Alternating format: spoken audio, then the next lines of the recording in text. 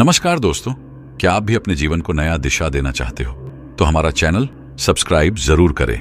मैं चाहता हूं आप हमेशा हंसते रहे, क्योंकि हम इस चैनल पर ऐसे मोटिवेशन कहानी के बारे में जिक्र करते हैं जो आपका जिंदगी भी बदल सकता है। तो चलो वीडियो शुरू करते हैं। किसी शहर के रेलवे स्टेशन पर एक भिखारी रहता था। वो वहां आने जाने वाली रेलगाड़ियों में बैठे यात्रियों से भीख मांगकर अपना पेट भरता था। एक दिन जब वह भीख मांग रहा था तो सूट बूट पहने एक लंबा सा व्यक्ति उसे दिखा।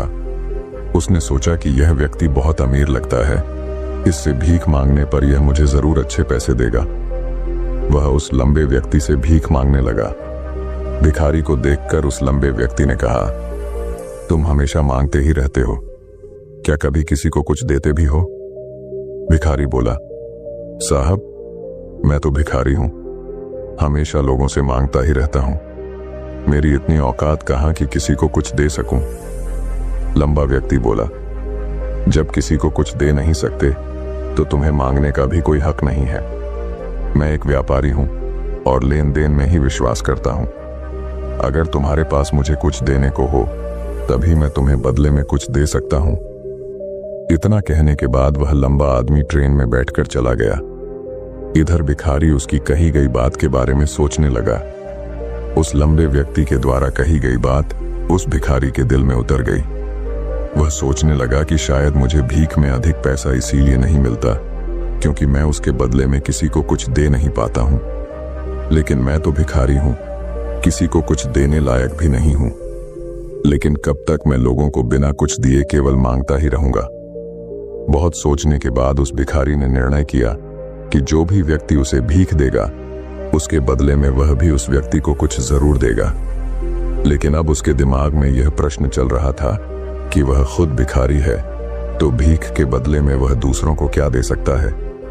इस बात को सोचते हुए 2 दिन हो गए, लेकिन उसे अपने प्रश्न का कोई उत्तर नहीं मिला था। तीसरे दिन जब वह स्टेशन के पास बैठा हुआ था तभी उसकी नजर कुछ फूलों पर पड़ी जो स्टेशन के आसपास के पौधों पर खिल रहे थे। उसने सोचा, क्यों ना मैं लोगों को भीख के बदले कुछ फूल दे दिया करूं। उसको अपना यह विचार अच्छा लगा और उसने वहां से कुछ फूल तोड़ लिए। अब वह ट्रेन में भीख मांगने पहुंचा। अब जब भी कोई उसे भीख देता तो उसके बदले में वह भीख देने वाले को कुछ फूल दे देता। उन फूलों को लोग खुश होकर अपने पास रख लेते थे। अब भिखारी रोज फूल तोड़ता और भीख के बदले में उन फूलों को लोगों में बांट देता था। कुछ ही दिनों में उसने महसूस किया कि अब उसे बहुत अधिक लोग भीख देने लगे हैं। वह स्टेशन के पास के सभी फूलों को तोड़ लाता था। जब तक उसके पास फूल रहते थे तब तक उसे बहुत से लोग भीख देते थे, लेकिन जब फूल बांटते बांटते खत्म हो जाते तो उसे भीख भी नहीं मिलती थी। अब रोज ऐसा ही चलता रहा। एक दिन जब वह भीख मांग रहा था तो उसने देखा कि वही लंबा व्यक्ति ट्रेन में बैठा है, जिसकी वजह से उसे भीख के बदले फूल देने की प्रेरणा मिली थी।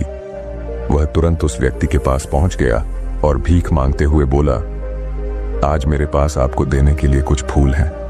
आप मुझे भीख दीजिए तो बदले में मैं आपको कुछ फूल दूंगा। उस लंबे व्यक्ति ने उसे भीख के रूप में कुछ पैसे दे दिए और भिखारी ने कुछ फूल उसे दे दिए। उस लंबे व्यक्ति को यह बात बहुत पसंद आई। वह बोला, वाह क्या बात है, आज तुम भी मेरी तरह एक व्यापारी बन गए हो। इतना कहकर फूल लेकर वह लंबा व्यक्ति अपने स्टेशन पर उतर गया। लेकिन उस लंबे व्यक्ति द्वारा कही गई बात एक बार फिर से उस भिखारी के दिल में उतर गई। वह बार बार उस लंबे व्यक्ति के द्वारा कही गई बात के बारे में सोचने लगा और बहुत खुश होने लगा। उसकी आंखें अब चमकने लगीं। उसे लगने लगा कि अब उसके हाथ सफलता की वह चाबी लग गई है जिसके द्वारा वह अपने जीवन को बदल सकता है। वह तुरंत ट्रेन से नीचे उतरा और उत्साहित होकर बहुत तेज आवाज में ऊपर आसमान की तरफ देखकर बोला, मैं भिखारी नहीं हूं, मैं तो एक व्यापारी हूं, मैं भी अमीर बन सकता हूं। लोगों ने उसे देखा तो सोचा कि शायद यह भिखारी पागल हो गया है और अगले दिन से वह भिखारी उस स्टेशन पर फिर कभी नहीं दिखा। लेकिन 6 महीने बाद इसी स्टेशन पर 2 व्यक्ति सूट बूट पहने हुए यात्रा कर रहे थे। दोनों ने एक दूसरे को देखा तो उनमें से एक ने दूसरे से हाथ मिलाया और कहा, क्या आपने मुझे पहचाना? दूसरा व्यक्ति बोला, नहीं, क्योंकि मेरे हिसाब से हम लोग पहली बार मिल रहे हैं। पहला व्यक्ति बोला, नहीं, आप याद कीजिए, हम पहली बार नहीं बल्कि तीसरी बार मिल रहे हैं। दूसरा व्यक्ति बोला, मुझे याद नहीं, वैसे हम पहले 2 बार कब मिले थे? अब पहला व्यक्ति मुस्कुराया और बोला, हम पहले भी 2 बार इसी ट्रेन में मिले थे। मैं वही भिखारी हूं जिसको आपने पहली मुलाकात में बताया कि मुझे जीवन में क्या करना चाहिए, और दूसरी मुलाकात में बताया कि मैं वास्तव में कौन हूं। दूसरा व्यक्ति मुस्कुराया और अचंभित होते हुए बोला, ओ, याद आया, तुम वही भिखारी हो जिसे मैंने एक बार भीख देने से मना कर दिया था और दूसरी बार मैंने तुमसे कुछ फूल खरीदे थे। लेकिन आज तुम ये सूट बूट में कहां जा रहे हो और आजकल क्या कर रहे हो? तब पहला व्यक्ति बोला, हाँ, मैं वही भिखारी हूं, लेकिन आज मैं फूलों का एक बहुत बड़ा व्यापारी हूं और इसी व्यापार के काम से ही दूसरे शहर जा रहा हूं। कुछ देर रुकने के बाद वह फिर बोला, आपने मुझे पहली मुलाकात में प्रकृति का वह नियम बताया था जिसके अनुसार हमें तभी कुछ मिलता है जब हम कुछ देते हैं। लेन देन का यह नियम वास्तव में काम करता है। मैंने यह बहुत अच्छी तरह महसूस किया है, लेकिन मैं खुद को हमेशा भिखारी ही समझता रहा। इससे ऊपर उठकर मैंने कभी सोचा ही नहीं। और जब आपसे मेरी दूसरी मुलाकात हुई तब आपने मुझे बताया कि मैं एक व्यापारी बन चुका हूं। अब मैं समझ चुका था कि मैं वास्तव में एक भिखारी नहीं बल्कि व्यापारी बन चुका हूं। मैंने समझ लिया था कि लोग मुझे इतनी भीख क्यों दे रहे हैं, क्योंकि वह मुझे भीख नहीं दे रहे थे बल्कि उन फूलों का मूल्य चुका रहे थे।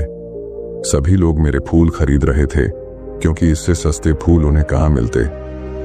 मैं लोगों की नजरों में एक छोटा व्यापारी था, लेकिन मैं अपनी नजरों में एक भिखारी ही था।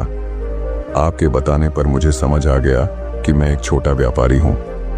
मैंने ट्रेन में फूल बांटने से जो पैसे इकट्ठे किए थे उनसे बहुत से फूल खरीदे और फूलों का व्यापारी बन गया। यहाँ के लोगों को फूल बहुत पसंद है और उनकी इसी पसंद ने मुझे आज फूलों का एक बहुत बड़ा व्यापारी बना दिया। दोनों व्यापारी अब खुश थे और स्टेशन आने पर साथ उतरे और अपने अपने व्यापार की बात करते हुए आगे बढ़ गए। दोस्तों, इस कहानी से हमें बहुत कुछ सीखने को मिलता है। कहानी में लंबा व्यापारी गिव एंड टेक के नियम को बहुत अच्छी तरह जानता था। दुनिया के सभी बड़े व्यापारी इसी जीवन के नियम का उपयोग करके सफल हुए हैं।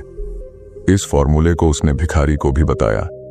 भिखारी ने इस प्राकृतिक नियम को अपना लिया और इसका असर उसके जीवन में साफ दिखाई देने लगा। उसने अपनी सोच बदली और उसकी जिंदगी बदल गई। यह कहानी हमें बताती है कि हम यदि अपनी सोच बदल लें तो कुछ भी हासिल किया जा सकता है। यदि हम खुद को छोटा समझते रहेंगे तो हम हमेशा छोटे ही बने रहेंगे। बड़ा बनने के लिए हमें अपनी सोच को बदलना होगा और खुद के बारे में बड़ा सोचना होगा। कहानी का सार यह है कि सफलता आपकी सोच में छुपी होती है। खुद का आत्मसम्मान जगाइए, अपनी सोच को बड़ा बनाइए और देखिए कैसे आप सफलता के शिखर पर पहुंच जाते हैं। तो इस वीडियो को लाइक करें, अपने दोस्तों के साथ शेयर करें, सब्सक्राइब जरूर करना।